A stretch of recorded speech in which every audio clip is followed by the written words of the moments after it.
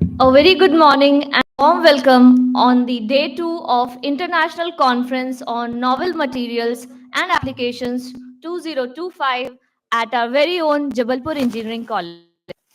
Right now, we are having our keynote lecture 1 of day 2. For this, I would like to invite our Honorable Conference Chair, Dr. P.K. Purohit, Professor and Head of Applied Sciences, NITTR Bhopal, our session chair, Dr. P.K. Jhinge, Professor, Mechanical Engineering Department, JEC Jabalpur. Our keynote speaker, Dr. Ajay Kushwaha, Head of the Department of Metallurgical and Material Science from IIT Indore. Our session co-chair, Dr. Vasudha Saxena, Professor, Applied Chemistry, JEC Jabalpur, and Dr. Kamal Kushwaha, Head and Professor, Applied Physics Department and convener of the conference, JEC Jabalpur. I would like to invite all of the guests to please grace the stage with your presence.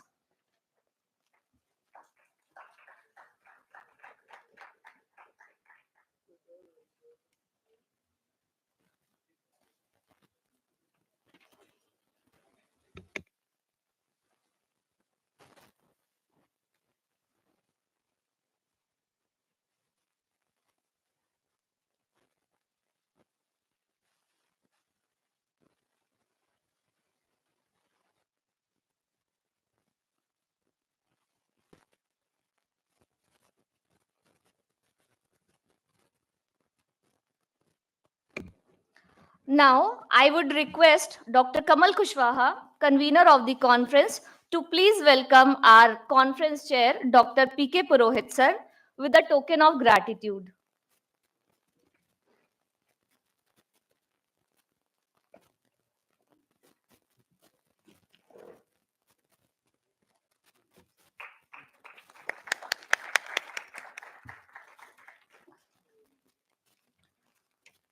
I would request Dr. Bhavna Singh to please welcome our speaker, Dr. Ajay Kushwaha, with the token of gratitude.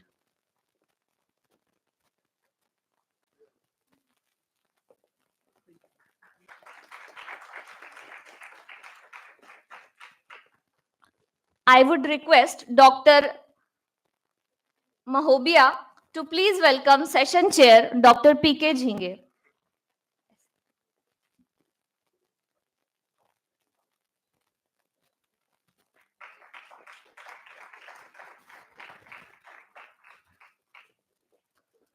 I would request Dr. Durgesh Nandini to please welcome our session co-chair, Dr. Vasudha Saxena.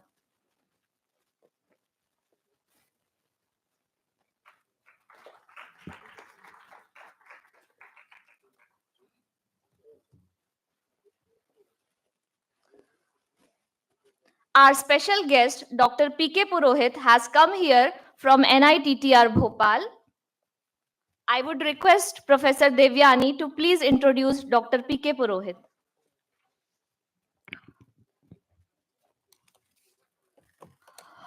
Dr. P.K. Purohit is a professor and head of the Applied Science, Dean, School of Sciences, Corporate and International Relation at NITTR, Bhopal. He has more than 33 years of research and training experience. He has published numerous papers, many books, and handled many national and international projects. He is actively involved in international research councils such as USA, UK, France, Germany, Russia.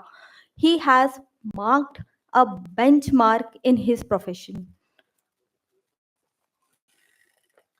We welcome you, sir. Now, I would like to invite Dr. Bhavna Singh to please introduce our speaker guest, Dr. Ajay Kushwaha. Good morning, all. And thanks to Professor Madhavi Soni for giving me opportunity to introduce today's speaker. It is my great pleasure to introduce Dr. Ajay Kushwaha as keynote speaker for the second day of International Conference on Novel Materials and Application 2025. Dr. Ajay is working as an associate professor and head of Department of Metallurgical Engineering and Material Science at IIT Indore. Prior to join IIT Indore, in July 2016, he worked as a scientist at Institute of Material Research and Engineering, Singapore. He received his PhD degree from IIT Bombay in the area of nanomaterials. He is the recipient of DST Faculty Fellow Award 2016 and Early Career Research Award 2017. He is a member of Material Research Society of India, the Indian Institute of Metals, Indian Physical Association, Electron Microscope Society of India, and any other reputed institutions. He has published more than 70 research articles. His major research interest in control, growth of nanomaterials and thin film, material electrochemistry, clean energy, green hydrogen and solar cell, electronic devices, etc. I welcome Dr. Ajay Kushwaha for the second day of conference. Thank you.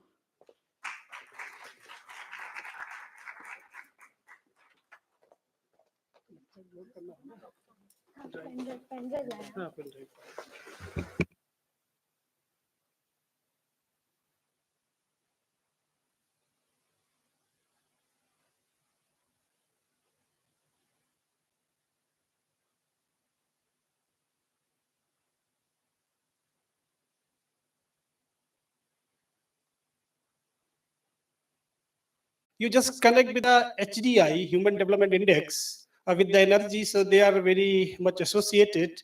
And even this is a very established fact. The country or maybe the person who use much energy, they consider to be more developed.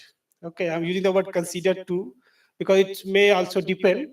So, but technically, it is a well acceptable fact. And if you see here the plot, so see that the bottom it is giving as the per capita primary power consumptions in the multiplied by 1,000. So you see these countries, Zambia, Afghanistan, Niger, these are see using a very less energy and corresponding. If you see their human development index is also very very low. Even we are also somewhere here. The India is somewhere here, but you see other developed countries. Then even some other countries, USA, Norway, UAE, but they are having more, I would say, extreme climate. So therefore, they are using much energy. But we would be happy if we can lie somewhere here. And when we talk about the Human Development Index, you can consider we look about the health, education, and the living standard. So if you summarize and see the recent literature, we can say that India is using roughly 1395 kilowatt per energy in 2024. Is per capita, like per person, average out for everyone, and which is still the one third of the global energy. Like that means we are still very less. See, okay, I'm not uh, saying that or encouraging we should utilize more energy, but do we capable to utilize the energy? That is the question, right? So if you have money in your pocket, you are not doing any expense, it's okay because maybe not required. But if you don't, then there's a concern, right? Or do you think about future? Can we look out this scenario? So to fulfill our energy requirement and improve human development index, we need to think of, and also if you look about the India aims, so India is aiming can develop a electrochemical setup. We can have two different chambers, okay, and which is connected together between we do oxidation inside and reduction in the another side. Like this way we can set out the hydrogen and oxygen. You can see here, suppose we are having one type material because you need to harvest the solar energy. This reaction based on the solar energy. We want to utilize the solar energy.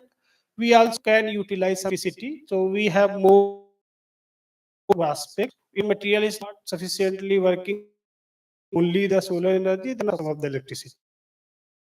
But look forward, the experiment spontaneous on the system process. So if you see here, this if we enter here, then oxidation take place electrode. We call it the working electrode, and oxygen counted to be basically going to convert H1 to H2 and going to produce the hydrogen. So that can we use two chamber make the setup for the of the solar or the simulator. Since we do lab, so we use the solar simulator.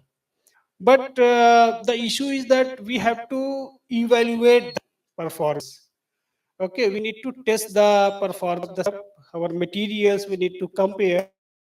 So we do in a lab, and we also integrate with one setup with the potential state, so that we can apply some current, and with respect to that current we can see what are the changes there, or how our setup work, and based on that we can also calculate the conversion efficiency, how much photon is getting converted to the electricity.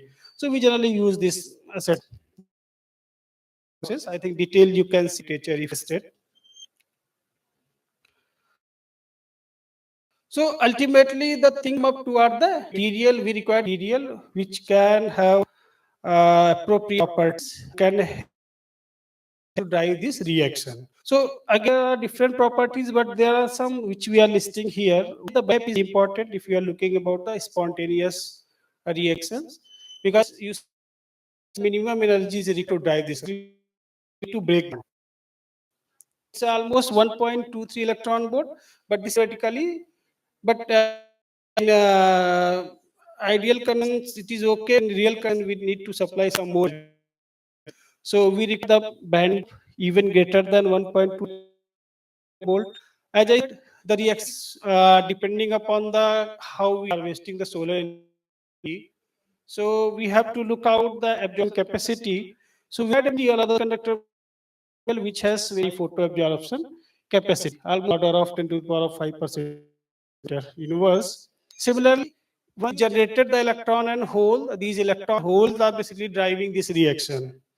So should have sufficient energy, and they also move faster. If they are not moving faster, then of course your overall performance is reduced. So we need to good electron mobility, roughly you can say in this order. Similarly, they should be stable in electrolyte, major challenge. We're putting a conductor material with an electrolyte, and also illuminating with the light, so it may have the oxidation. Suppose you are driving an reactions, so not be happy your material or electrode is getting degraded, getting oxidized. Okay, that's a common possibility.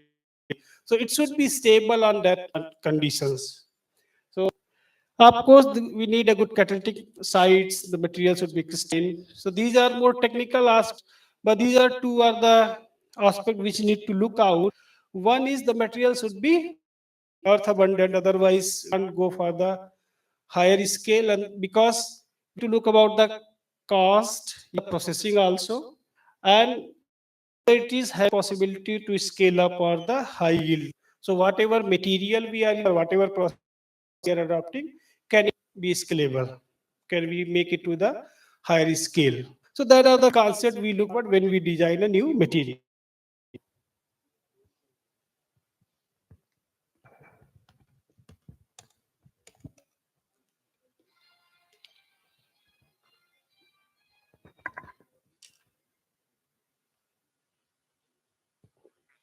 So now I will just sum our work.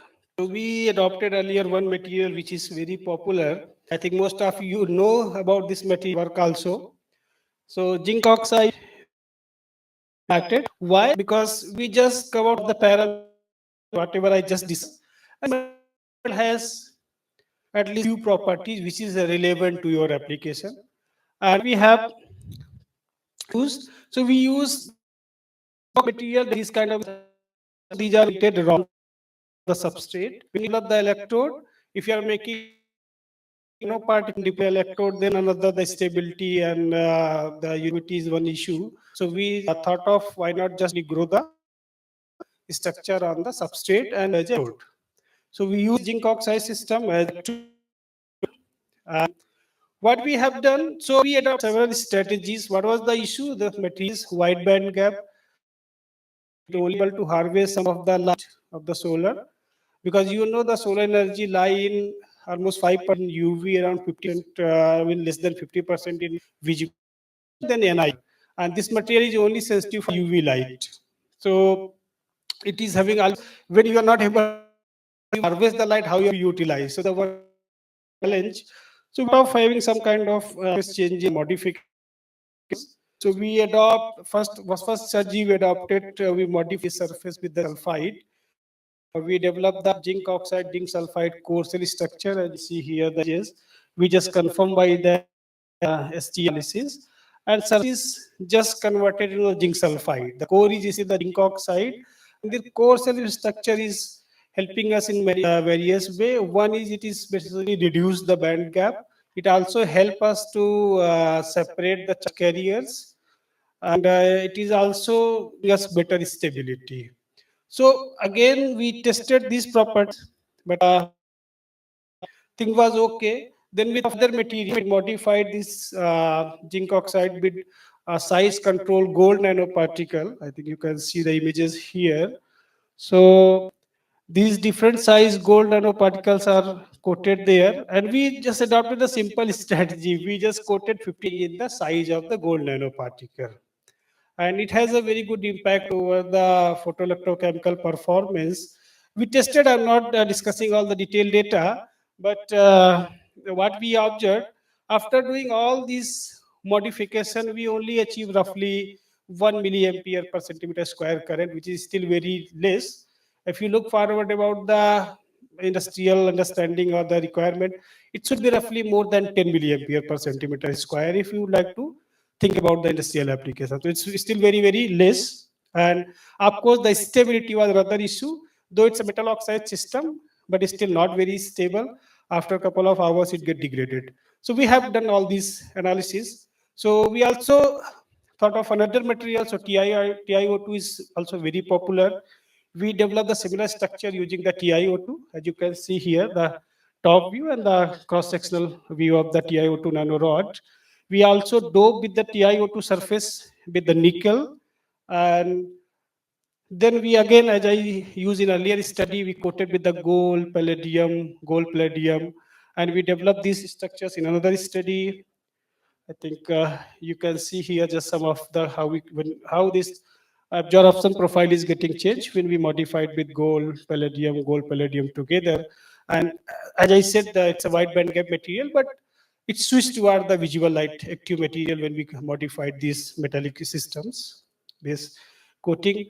Also, we utilize narrow band gap material like copper, iron, tin, sulfur based systems, and we develop the structures. It may look like something this the coated at the top. Then we have just performed the elemental analysis, and then we in all the systems we tested their performance. And here, whatever the best we received, it was the nickel dope TiO2 nanorod and coated with the copper iron tin sulfur systems. So we reach almost 3 milliampere per centimeter square. That was the power conversion efficiency. So see, the same time we were also thinking that I think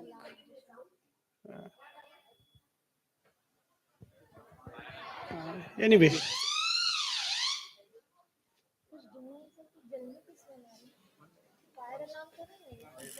might be.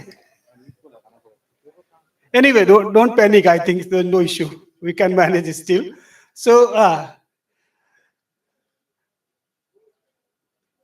think it's good to have a break. We can laugh one minute and then we can start our discussion. Don't worry. So see, we worked earlier in the two different set of materials. One was the zinc oxide, second was the tin oxide. Then we thought of why not look forward the P-type material and which having with a lower band gap, and we started with the copper oxide system. And then again we utilize a sputtering based setup, we have a solution process also. We develop the different type of nanostructures on the surface of copper oxide, basically the uh, FTO and with silicon also. So again, here we publish this work on these different journals. So what was the strategy we adopted? We surface treated copper nanostructures. We did rapid heat treatment also. Even we just developed some oxygen rich compositions, and we again modified with the copper palladium mix. Even we also tailored the morphology, as you can see here the different morphologies. And in these systems also, though it's a P-type material and having a very low band gap, but still we could not achieve the performance is very high. It's again 1 milliampere per centimeter square. So after thinking on this, we just summarize what we are still doing. So what was the generic philosophy or the idea? You also look out the literature, you will see the people are doing the same. Either we are adopting the doping of the material, so we can improve the conductivity, we can tailor the band gap, but it is creating some kind of defects also, which are reducing the performance. Surface modification, as I shown, it is also one of the topic which has been explored a lot, and everybody try to develop different strategies. It is helping us, but it's still not so good.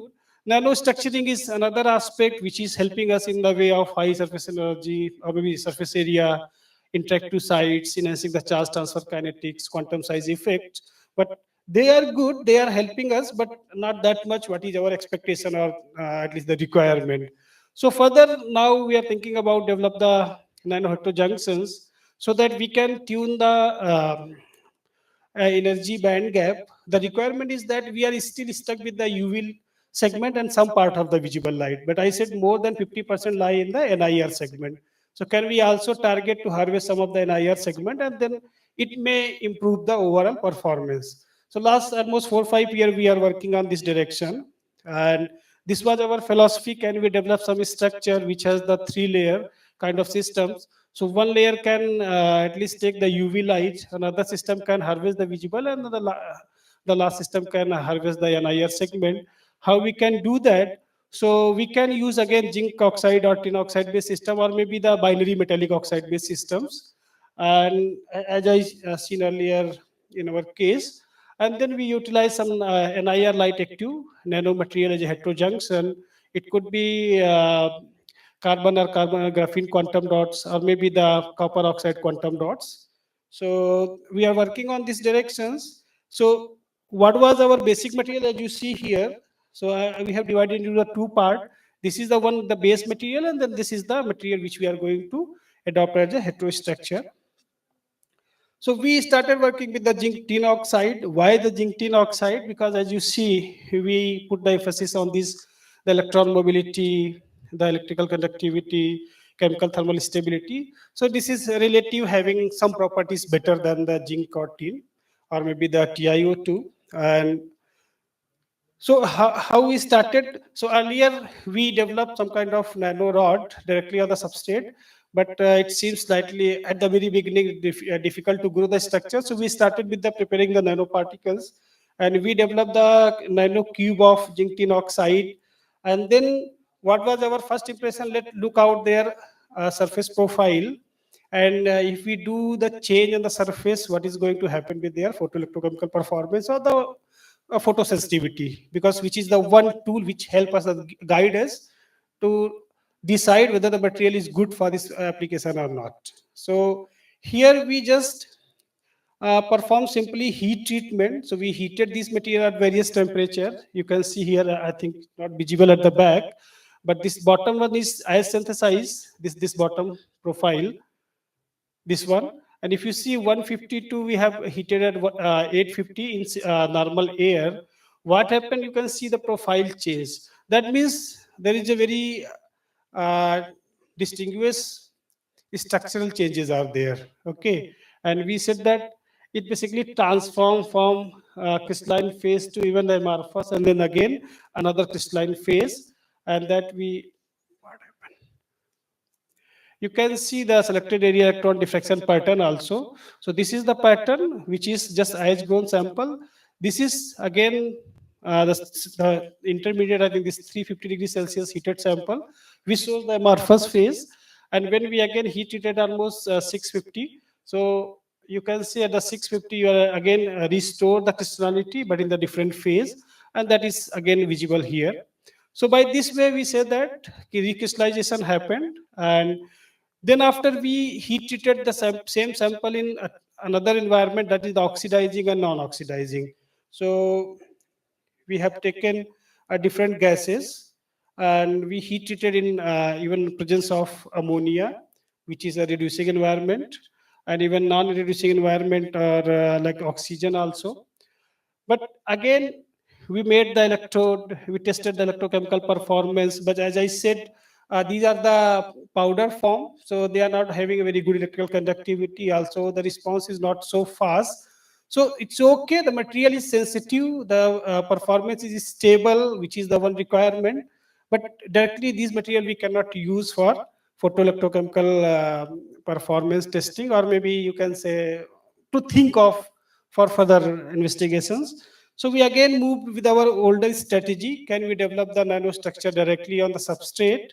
So this is the one of the work where we grown this zinc tin oxide nanostructure directly on the substrate. And what was the strategy? Basically, see what we can investigate. So we just adopted the 2 point. Okay, if we just change the seed layer, because when we start the growth of these structures, it cannot grow directly. So we need to develop some kind of seeding at the bottom. So we use FTO as a substrate, and then we just grown the zinc oxide as a seed layer. So we adopted two approach. One is just we prepared the solution of zinc oxide and deep coated the layer, and another is the electrochemical deposition of the zinc oxide. So in this whole study, we just keep focus investigating what is the effect of two different seeding approach on their structural performance as well their photoelectrochemical performance. So here you can see that how the seed look like. So seed layer direct, basically this electrode deposition is more uniform and dense as compared to the deep coated. And this is the structure. So if you look like, they are not look very different, but though they have the differences. The electrode deposited had a different structure which is very tiny at the bottom, but the top surface is slightly look like circular form, where they have a thicker at the bottom and but not that much slide at the top, and structural is almost look like same, not very different things are there in those seed layers. Then this was the interesting figure when we investigated their absorption profile. That's a very different, because the morphology is playing a very critical role. But when we tested the electrochemical performance, you can also see the current versus time profile plot when we just make chop light off on off profile. So it's a very clear cut differences between these two systems. So the electrodeposition system shows far better performance. Even the efficiency is also very high as compared to the these two systems. So what logic we have given that in electrodeposition system, since you seen that the seed is more compact and it is having more clean nature, so structures are also more dense on that systems, and the layer is also very thin at the bottom. Basically the, you can say, the bottom of these rods. So we are getting more active surface at the electrode. So even we also calculated the electrochemical surface area, and that was very high. Then we also investigated how the charge injection capacity, the performance, separation performance. In all these calculations, we found out that electrodeposited seed layer is shown much better performance. This is another electrochemical investigations. So our just objective was to understand why and which layer is giving better performance in this setup. So I think these just some calculations, how we calculated and what was our logical explanation behind this. Another experiment, so within the same strategy, we just also willing to modify the morphology again. So we adopted another agent as a surfactant, which is helping us to control the growth of these structures. So process was similar as reported in the previous work. We just slightly added this surfactant during the reactions, and we achieve the differences in the morphology. As you can see here, this is the seed layer, this is the sample which is prepared without using surfactant. But when we use the PG and PVP as a surfactant, you can see the differences in their orientation, even the morphology, even the size. And that we again confirm the structural properties are look like similar, only the morphological changes are there. And these morphological changes is contributing again, and we could get almost performance. If you see here, the current is almost 1.5 milliamperes. So now you can ask the comparison what I have shown earlier. So in other metal oxide systems, the current was almost less than 1 milliampere, but in these systems we almost able to get 1.5 milliampere per centimeter, even higher, without having any kind of coating or surface modification yet. So we are still planning to modify these systems for further performance or the improvement. I think so. I can summarize here time. So I have just given the idea. We can use the low temperature solution based approach, and we can develop the nanostructures, and which can give us the large active surface area. The process is also whatever I have shown is very simple. In any lab you can do, in any chemistry lab it's possible. It's not very expensive setup is required. The electrode can be efficient if we can control the defect, because earlier whatever I have shown the studies, so our target was to just control the surface, look out their defect profile and how the defects profile is getting changed, and just correlate their performance. So we have observed that if we are tailoring the surface, we can effectively change. If let's say the change of 50%, that is very high. Okay, so that kind of change is there. And surface functionalization or the surface modification helping us to reduce the defect. It is also helping us to improve the stability and electrochemical performance, and also helping us to improve the light harvesting. But still, if you see that these are not the enough, we required further design and the creation on this material to improve the performance. So that is the message. If we are working on this domain, we need to look out this. So with this, thank you very much. I would like to thank my collaborator, also the funding agency, to support our research, our group members for working on this domain. And this is our campus. If you'd like to interact, so these are some of the picture, the back side. Actually, we have almost 20%, 30% forest reserve in the campus, and it's become very beautiful. We have several man-made water body in the campus. So thank you. If you have any query or maybe the question. Yeah, nice.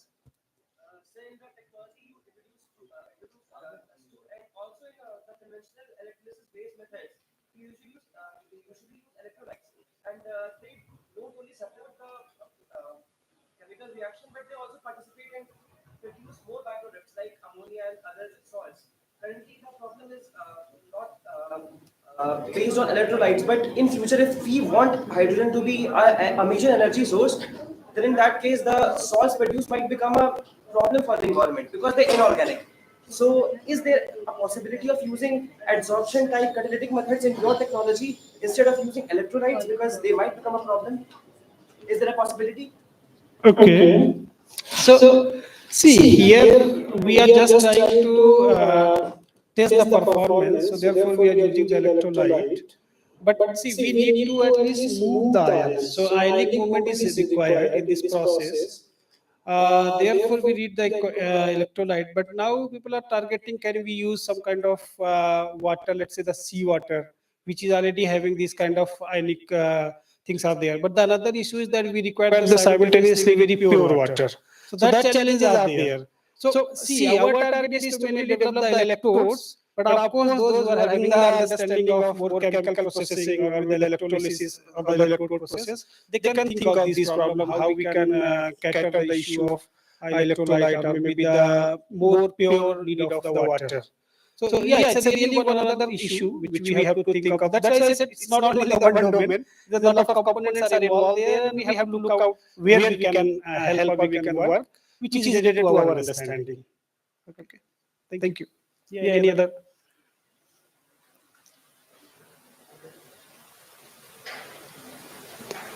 Okay, if not there, maybe we can interact outside also if you feel agitated. When I don't feel, if you feel need to discuss here in the open forum, you can ask any question. If not, then maybe we can talk outside. I think now I can hand over to chair. Maybe they can decide. Yeah, please. Thank you very much.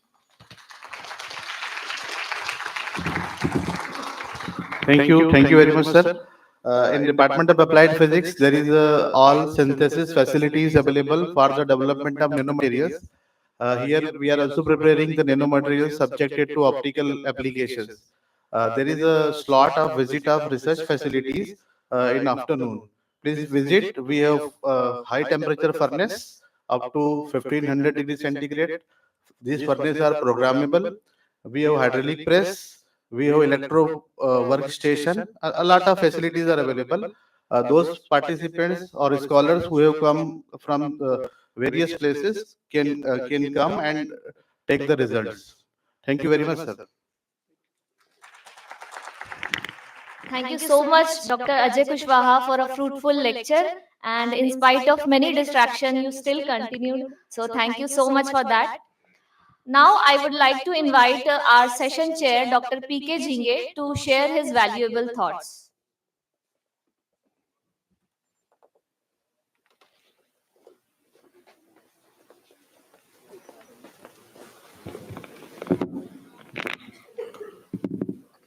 I hope the topic covered by the Dr. Kushwaha from IIT Indore and the results shown through the slides and their teamwork.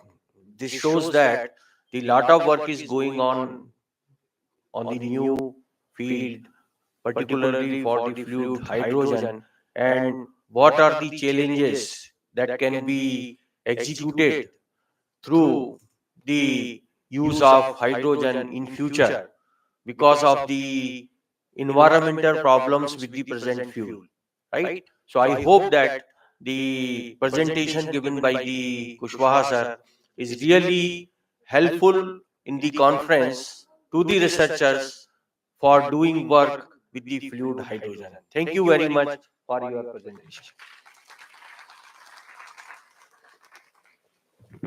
Thank you, sir.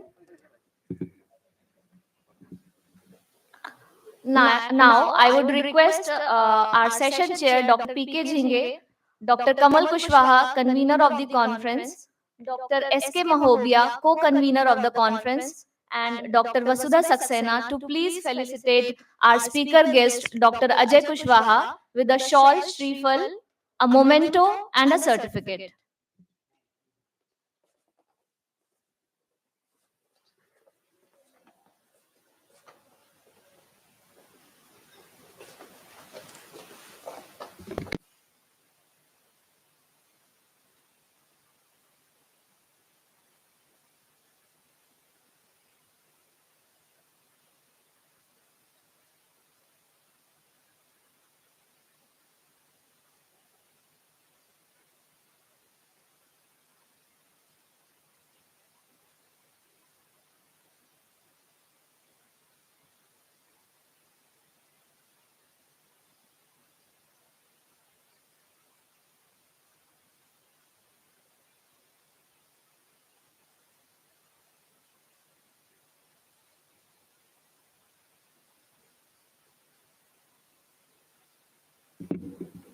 I would request all the participants to please join us for the high tea.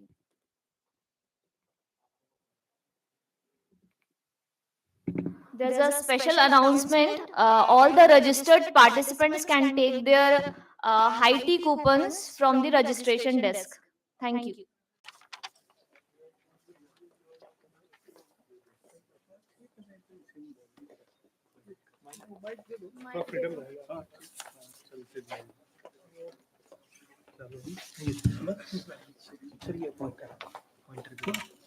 Slide इसी से change हो जाएगा.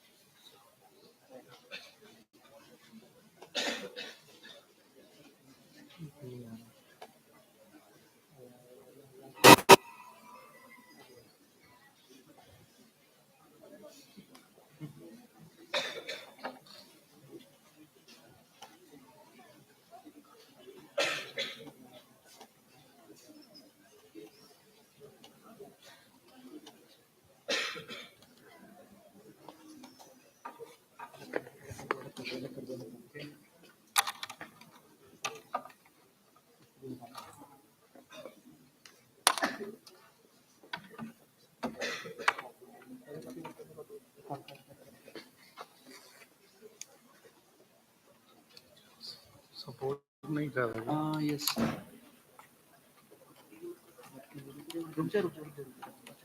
which folder? Top GAC, top GAC. और ये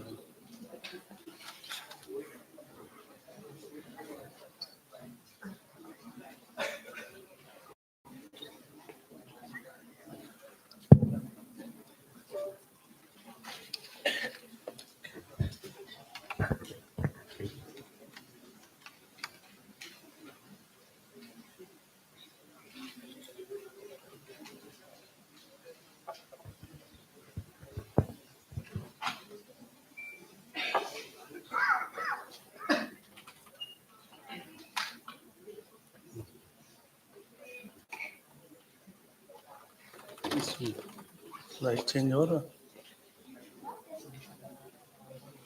slide change होने का। अच्छा नहीं, इससे हो रहा चेंज। Yes, sir. हाँ बस ठीक, बस ठीक। Okay okay, so thank you very much. So I am not your guest. I also belongs to Jabalpur, so it's great privilege for me to share a small piece of work what I did at Mizoram. So I want to share with you. So I saw mostly audience is students. So I discuss from the student point of view. First, what we did and how we prepared the samples. Then further will come for characterization and application part also. So it's good to see you at GAC. During I studied at when I was in student at RDVV, so I did my research here under Professor Lakshman Pandey, who was working on NMR.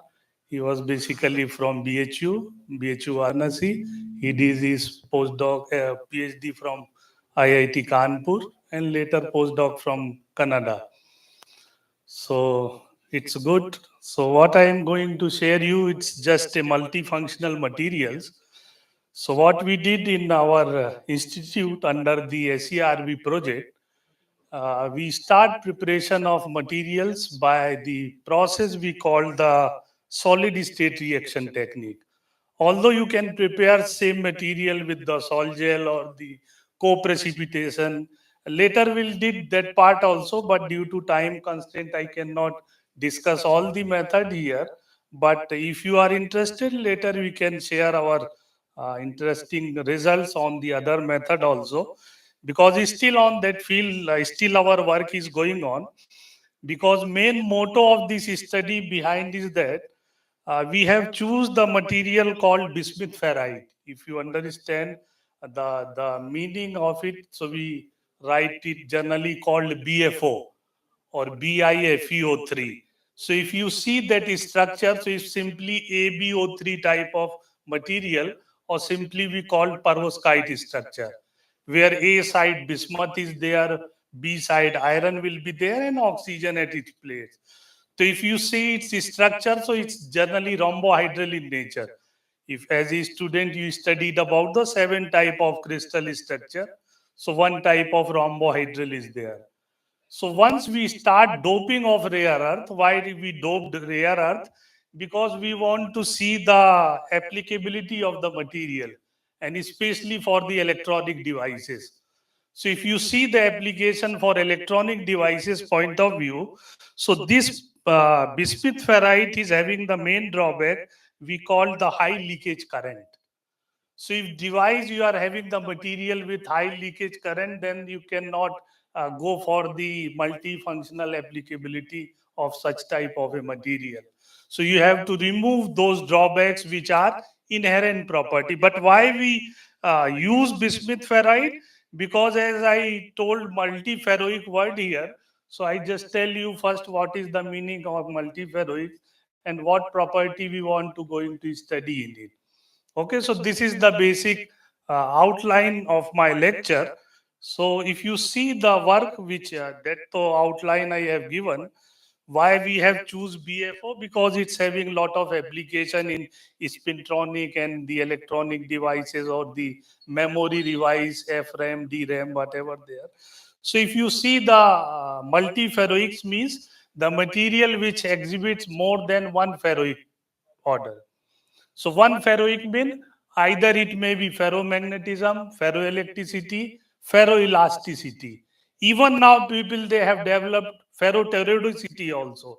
But I didn't approach that part, so I cannot discuss. But here in this work, as the definition tells us, more than one ferroic order. So we have seen two ferroic order here. One is ferromagnetism and another is ferroelectricity by doping the rare earth material on the pure bismuth ferrite. That is the main work. But I didn't try this elasticity. But if somebody is from mechanical engineer, they can do it because it's just a deformation. It takes place on the application of stress. So if you have some mechanism to study those things, so you can study the ferroelasticity also. So this is diagram which shows you multiple phenomena. If you see first one, so on the application of electric field, development of polarization is there. On the application of magnetic field, magnetization is there. And on left hand side, on the left hand side, mechanical strain and stress relation, that is the ferroelasticity. So this whole pictures give the concept of the multiferroic phenomena of the material. Now, what method I have used, as I told you earlier, that is the solid state reaction technique.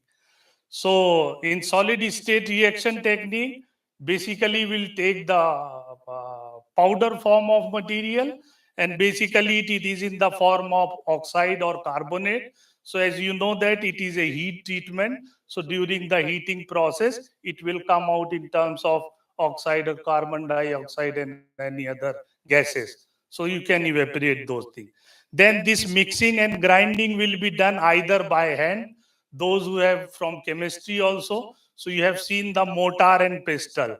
So you put all the powder in the stoichiometric ratio and try to grind it just like a grinding machine for 2 hour, 4 hour, whatever time you will decide for the proper mixing of the chemicals.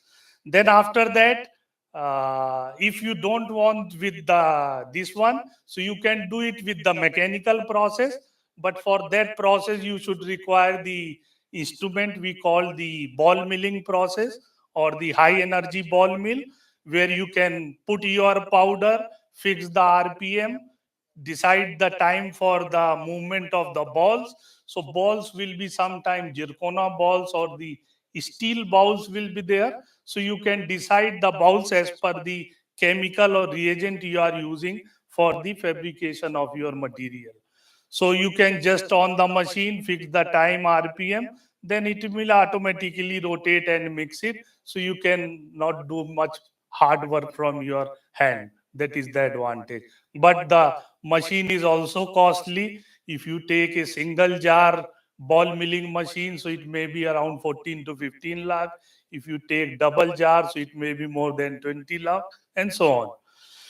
Then after that, once you do the proper mixing and satisfied that all the chemical they have mixed in, then so you can check with the XRD to see the structural phase. Why XRD I will discuss later. But if you are not satisfied the formation of the X-ray analysis, then again you have to repeat the process. And whatever calcination temperature is required, always remember that whatever heat treatment you are doing for any chemical, it should be always be lesser than the melting point of the material. Otherwise, some due to casualness or the don't know the actual value of the melting point, you increase the temperature of furnace more than 1000 degree, and then suddenly chemicals will be melt.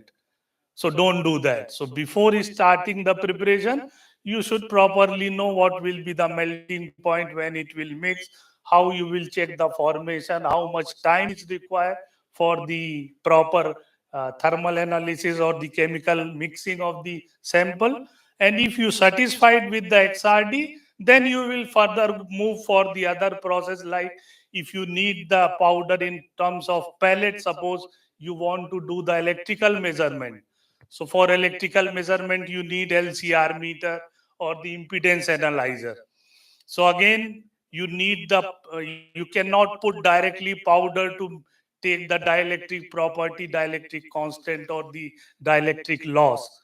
For that, you need a pellet. So for pellet, you have to put this material in the hydraulic press, apply, use that KBR press generally will use. By pressing it, that it's come just like a tablet. You will take some paracetamol or this Calpol or something. So dimension will be different. Maybe thickness is 1 millimeter, diameter maybe 10 or 12 millimeter. Depends upon the how much dia and punches you are using in the hydraulic press. That is the thing. And then if you need the electrical measurement further, so do the polishing of the surface, because you need the ohmic contact. So by doing so, you can get the dielectric constant, then dielectric loss, then the impedance value, real part of impedance, imaginary part of impedance, lot of parameters. Now to sophisticated LCR meters are there. You just put it, automatically that data will be transferred to the computer, and you can analyze whatever the parameters you want for your research. And similarly, if you want to study the room above room temperature behavior of dielectric constant and the loss, then you need the small furnace associated with the LCR meter. So you can slowly raise the temperature above the room temperature. So you can see the behavior of the dielectric parameter by increasing the temperature. We did also. So that I am going to tell you later. So this is overall known as solid state reaction process. Similarly, you can prepare your chemical by other chemical analysis method also. So this is the figure shows the methodology. So here what rare earth we have used, one is lanthanum, another one is neodymium. So that's why if you see that the basic materials are bismuth oxide, iron oxide for BFO, and for doping either you take lanthanum oxide or neodymium oxide, and some other like samarium also, yttrium, dysprosium, and so on. For analysis, these are the instrument required. First, for structural analysis, you read XRD. For morphology study, you need FESAM. Elemental, we need EDX, how many element present in the sample. For dielectric and impedance measurement, this LCR meter we have used, this N4L PSM. Then for ferroelectric behavior, we take P-loop tracer study, and for magnetic material, we'll take MH loop by the vibrating sample magnetometer or VSM. Why we take XRD? XRD is nothing just like a fingerprint of human being. And everywhere you are putting your attendance by your thumb or something. Why? Because every individual is having the individual identity by putting your fingers. Similarly, here if you see the materials, so every material is having unique property in terms of their crystalline structure, then in terms of their stress or small regions. So you can do with the XRD analysis. That's why for the proper structural analysis, this XRD is the fundamental requirement of any study. And earlier, if you remember that, if you go to the history, so earlier, initially, this JCPD file is there. Still, those who are doing research, so they cited if you got some peak in the intensity curve with respect angle, so you can cite some reference of the journal where you can see the some number JCPD. You said that whatever we have done, it's comparable to that published result. But later it was converted to ICD, then later PDF, then PDF version 2 came, where you will get the more than 2 lakh specimen their structural is available. So you can compare whatever you are going to prepare with the standard database in the PDF version 2 of the database. If you see here, we did for pure bismuth ferrite. So here, if you see that this was done with refinement through the foolproof software, the XRD analysis. So here, if you can see that in that figure, this black line and red circles are there. they denote actually the experimental and the calculated data. For the pure bismuth ferrite, there was no doping of any rare earth.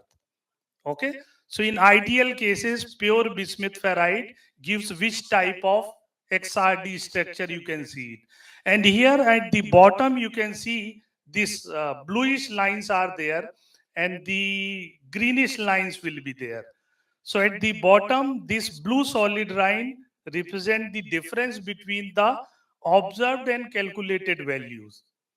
And similarly, whatever these green lines are there on the above of it, it displays the Bragg's location.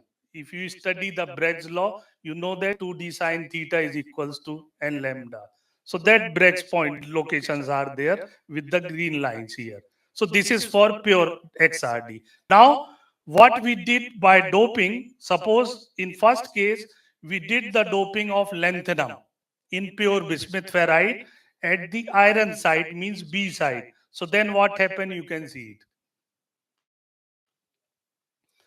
On first figure, if you see, we have taken the different composition. On the bottom, pure bismuth ferrite BFO is there. Then after that, 10, 20, 30, 40, up to 90% of lanthanum doping at the iron side. But what happened after doping? If you see the enlarged view of the same figure, so it's showing that whatever angle is there, it is moving towards the right hand side. Means what happened? If you are sending some external material on the pure bismuth ferrite structure, so it some distortion occurs in the structure. And how it will reflect? It comes in terms of the structural analysis, where if you see the angle or the peak, it is moving toward the right hand side of the figure. So means something is going on. Suppose, for example, this room is having capacity of 100 students, and suddenly you want to adjust 50 more students within it. How is possible? There may be chance of some overlapping in the structure. Maybe some seat will be shared by two students, maybe three also. So similar things happen with the structure. If you want to deliberately disturb the structure, then something happen. And how you know that? There is a simple formula you can calculate with the tolerance vector. There is a simple mathematical formula. You put the value. In the ideal case, it should be 1. But if there is a distortion, that value should always be lesser than 1. So here, if you calculate, it may be some point 0.75, 0.8 or something like that. So mathematically also you can see that some distortion occur on the doping of external material in the structure.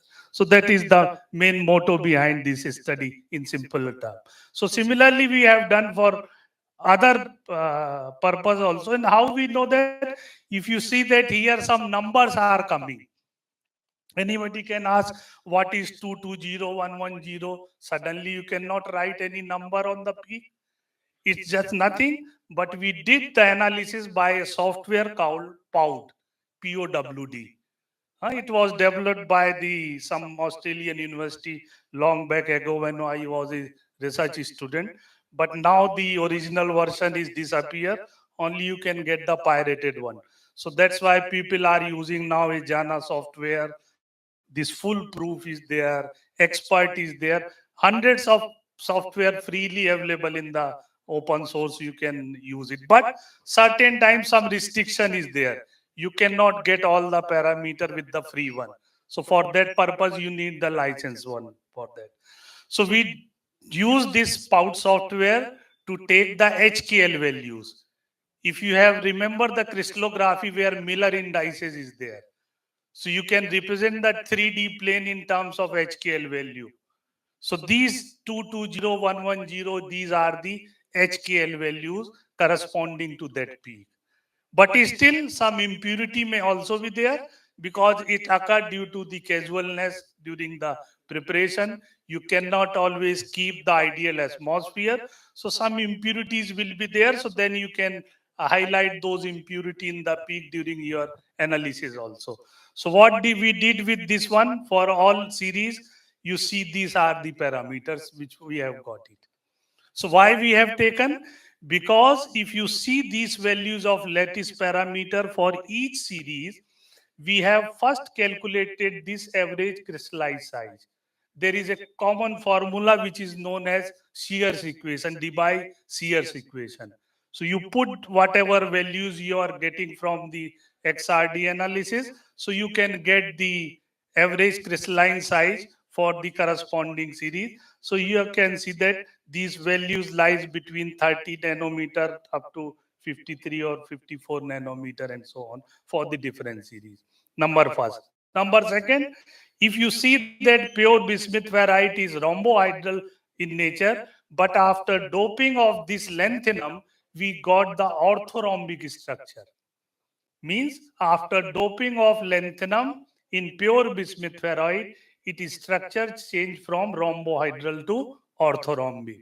Means after doping of lanthanum, something is happening within the structure. It confirmed that.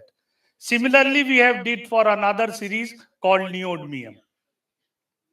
So again, you see that I put the small figure here and the average lattice parameter ABC, their phase, crystallized size for neodymium. Similarly, we have done for samarium also. Similarly, we have done for yttrium, dysprosium, lot of series. Why? Because our motto is to get the optimized value where we can reduce the leakage current of the material. So you cannot get suddenly by doing experiment. So we want to capture the whole data. So that's why this project was funded by ICRB. So still we are doing work on it. Already I have produced 6 PhD from this work, and I don't know how PhD requires for this. So it's a going on process. Then if you see another analysis we have done, this is FESAM. Why we have done FESAM? Because we want to show the polycrystalline nature of the material. Here for different series, the shape and size of the material is different for the different doping of lanthanum. And even some places you can see the void space is there. Void space means there is a space between the atoms in the structure. And the lower diagram confirm the EDX of the same image. Why EDX? Because it confirmed that elemental presence of iron, lanthanum, bismuth in their elemental composition. So it confirmed that whatever reagent we have taken initially, raw material, they is still available in the resultant. There is no external impurity here. If there is any impurity, then that will also come in the picture. So this EDX confirm that there is no foreign element present in this diagram, and we'll get the surface morphology of the sample what we have prepared after the doping of lanthanum, neodymium and others. So this was done through the FESAM analysis. Okay. Now in next phase we have coming for dielectric. If you see that, so we have taken the dielectric constant with respect to the frequency at the different temperatures. As I told you, we have a small furnace. It will work from room temperature up to 500 or 550 degree. So by slowly changing the temperature, we can get the dielectric parameter also. And if you have don't facility of that furnace, you can simply do it at room temperature also. So you may get same time, because here if you see, when frequency was low, dielectric constant is high, but at the higher frequency high, in almost all cases it becomes almost constant. So simple logic is there. If frequency is low, means your material is able to show all type of polarization, electronic, ionic, dipole and so on. But at the higher side, maybe one or two type polarization is available. So that's why this curve becomes flat or constant. This is the simple behavior of any dielectric material. So similarly, we did for all other series. You can get the same diagram. In another phase, we have seen the dielectric loss also we call 10 delta. And here, another important thing you can get it, that phase transition also takes place. If you see this black curve on the lower figures, where the lanthanum was 20 and 30%, so you can simply get the highest peak. And after is again decreasing with increasing the value of temperature. Means there may be phase change occurs, means your material is showing from ferroelectric to paraelectric phase transition. So you can see that at what temperature it is happening, it is around 425 K. So why we have taken the different temperature? So we want to see that at what temperature phase transition occurs in the material. Means it is changing from ferroelectric to paraelectric phase. Okay.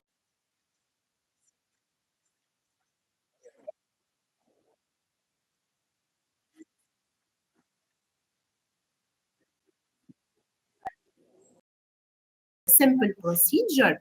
So to keep it simple, click chemistry was selected for the modification, taking advantage of the rapid and straightforward reaction between alcohol and anhydrides.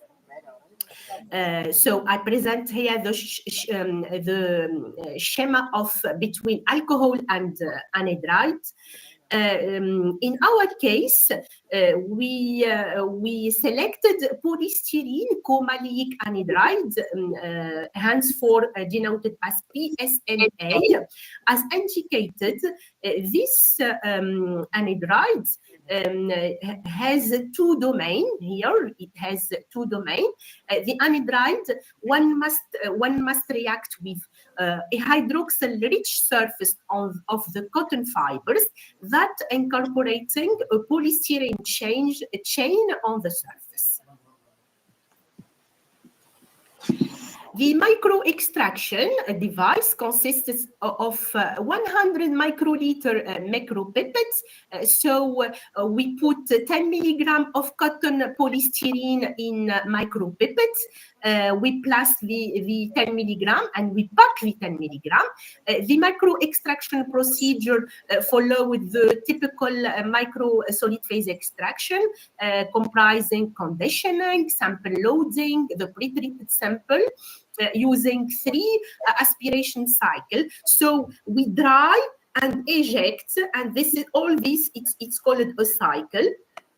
To promote the interaction of the analytes with the solvent, washing and elution step, and the eluate was then analyzed by LCMS. The efficient synthesis of cotton polystyrene is affected by two: the amount of polystyrene in the precursor solution and the synthesis time. So the concentration of polystyrene was studied in the interval from 0 to 1%. The results show that the extraction rate increases with polystyrene, thus demonstrating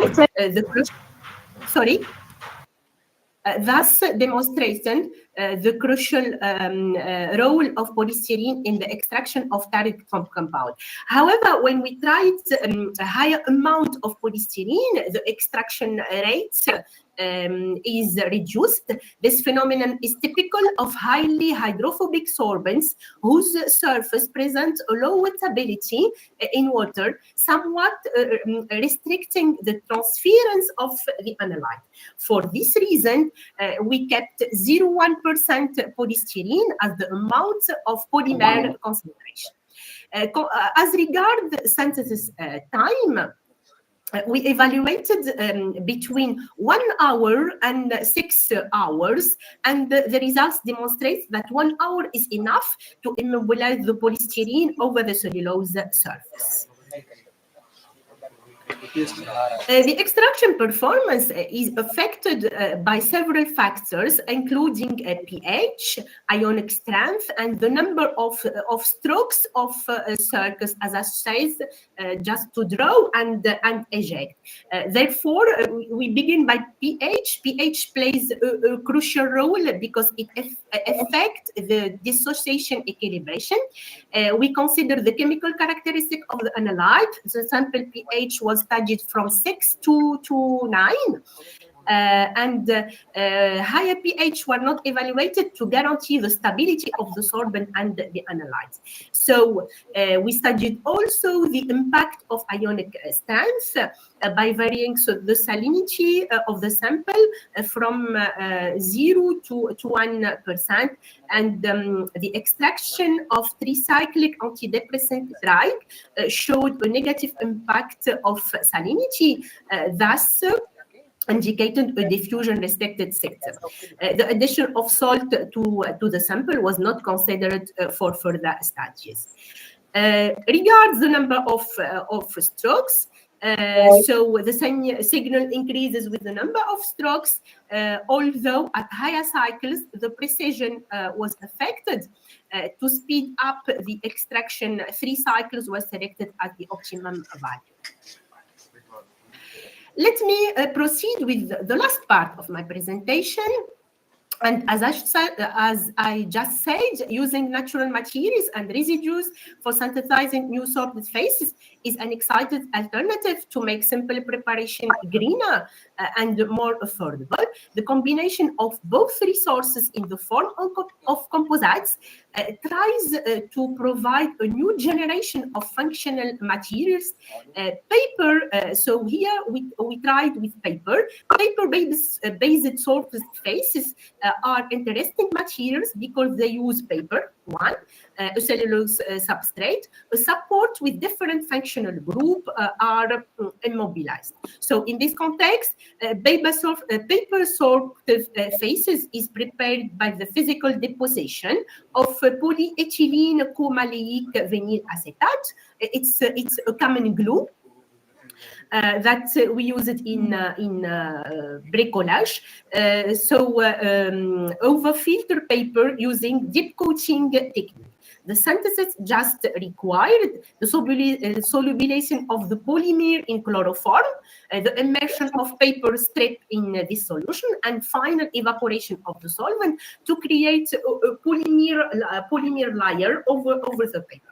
The extraction procedure begins with the conditioning of paper polymer using pure water, followed by its immersion on dilute urine for analyte extract. After extraction, the paper containing the analyte is rinsed with pure water to reduce urine-related interferences and dried at room temperature. Finally, the analytes are eluted using an eluent, subsequently analyzed also by LCMS and LC-MSMS. The key variables influencing the extraction performance of selective serotonin reuptake inhibitors from urine using paper sorptive phases have been thoroughly evaluated. So the percentage of polymer in precursor solution usually play a critical role in the sorption capacity of the resulting paper sorptive phases. So this percentage was evaluated from 0.1 to 5%. A higher concentration were not evaluated because the solution became too viscous. And were not useful in deep coating. For comparative purposes, the extraction performance of unmodified paper, we tried here unmodified paper, was also evaluated.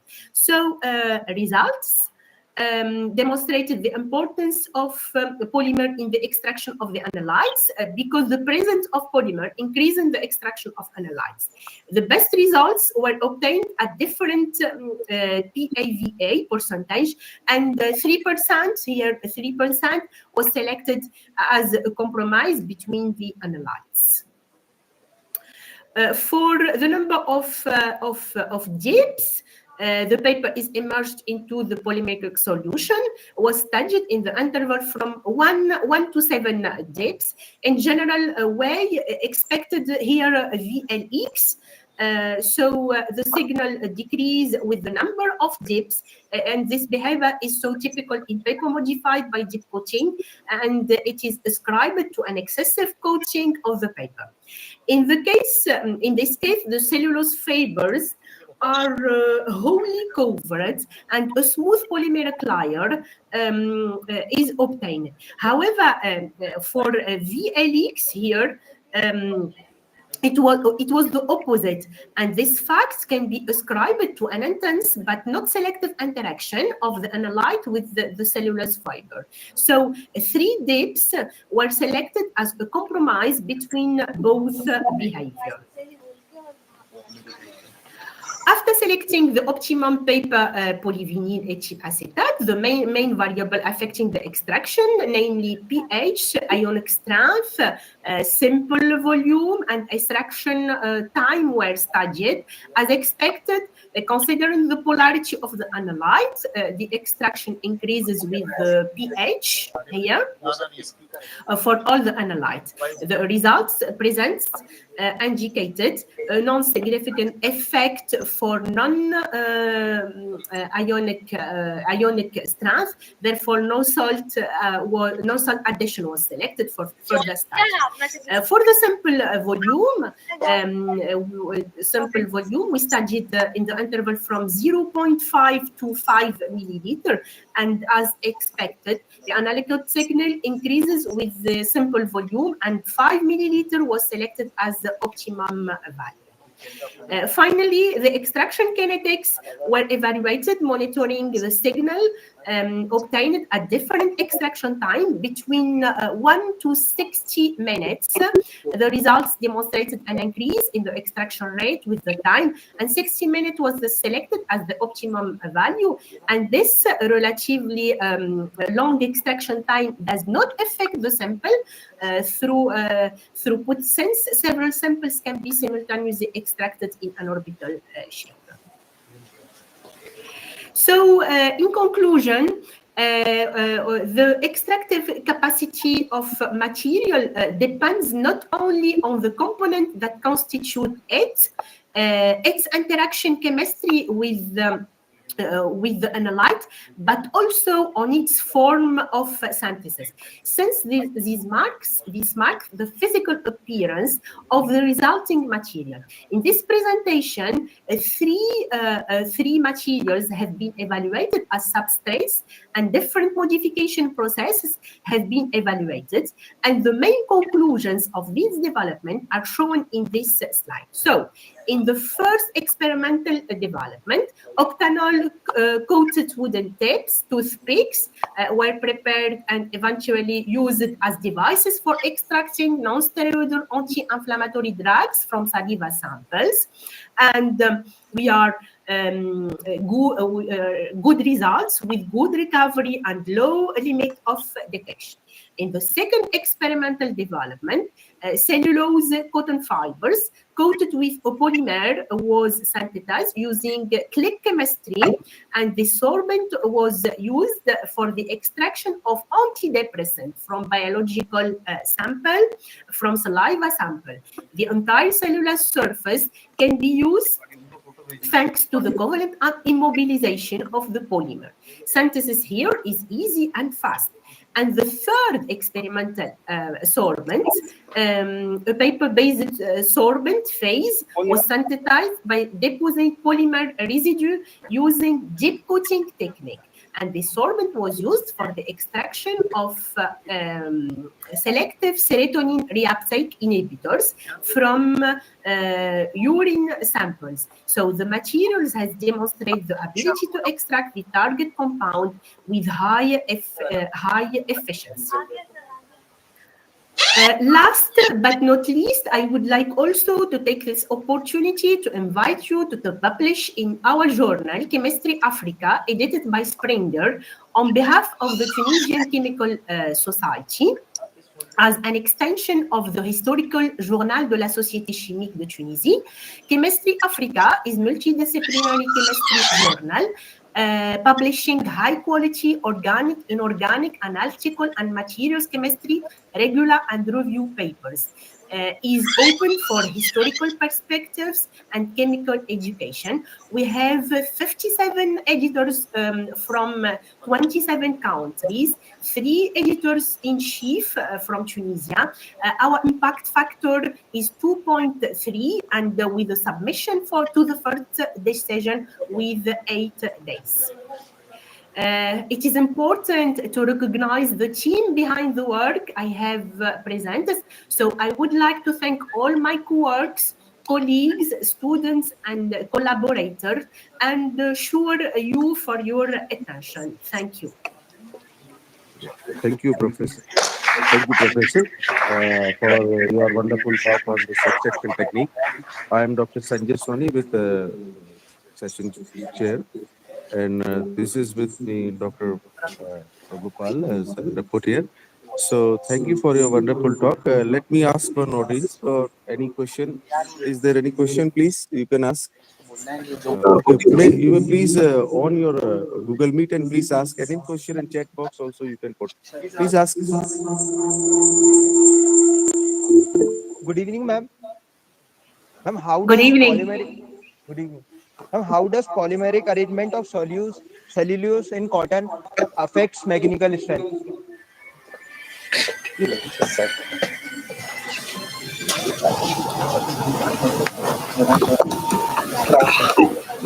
How does Ma'am, polymeric arrangement of cellulose of cotton.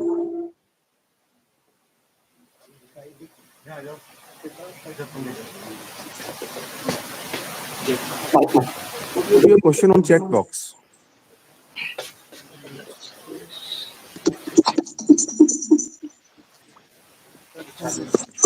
Ma'am, how does the polymeric arrangement of cotton affects the mechanical strength? you speak about the mechanical strength?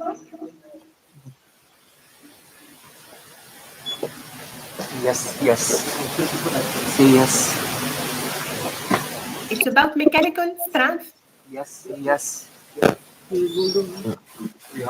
Madam, just we want to ask some cotton polymers, how they affect mechanical efficiency, mechanical strength. Regarding that parameter of mechanical strength, how that cotton polymer arrangement affects. This is yes asking. Okay. So it can affect it strengthen the mechanical property when we add polymer on cellulose fibers. It strengthens the cotton fibers, and it makes it more strengthened.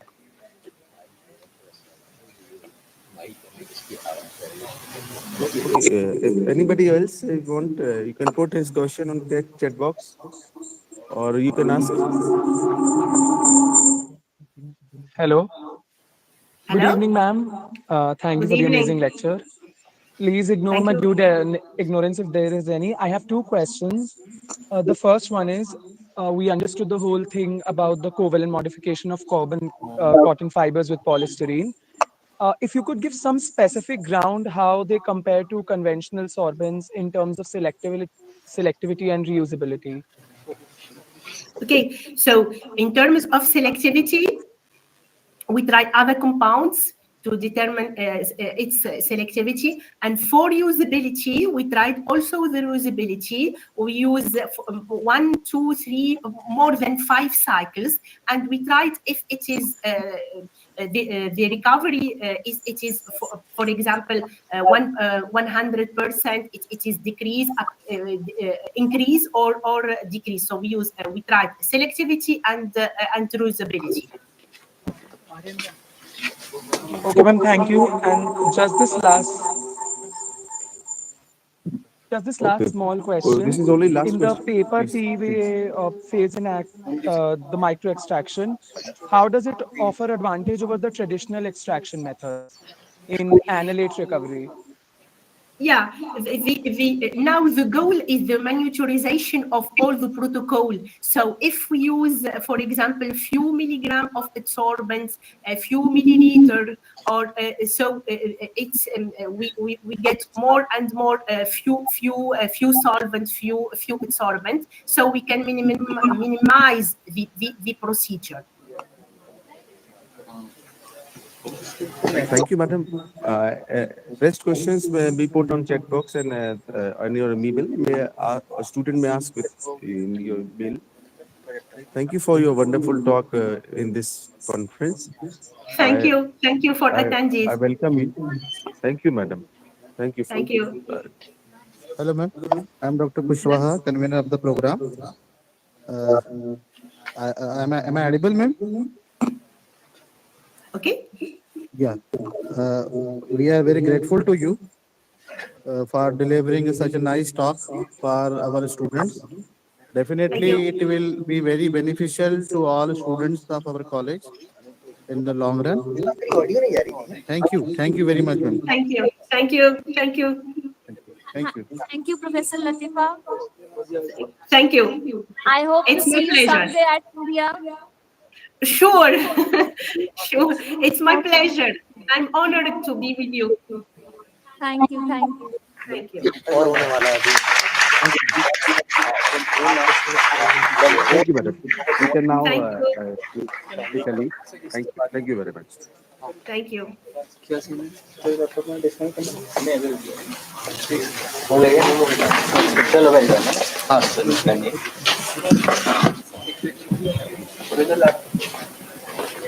Hello.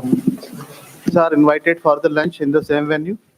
And after the lunch, there will be the poster session again. If committee members wants to visit your poster, so you have to assemble there. Now the principal Jabalpur Engineering College Jabalpur have circulated a notice for the research scholars and teachers of our college. They may also come to visit your posters. And after that, you can visit the physics department for the research facilities. And we will start the validatory session sharp at 4 p.m. from this hall also. Okay, thank you.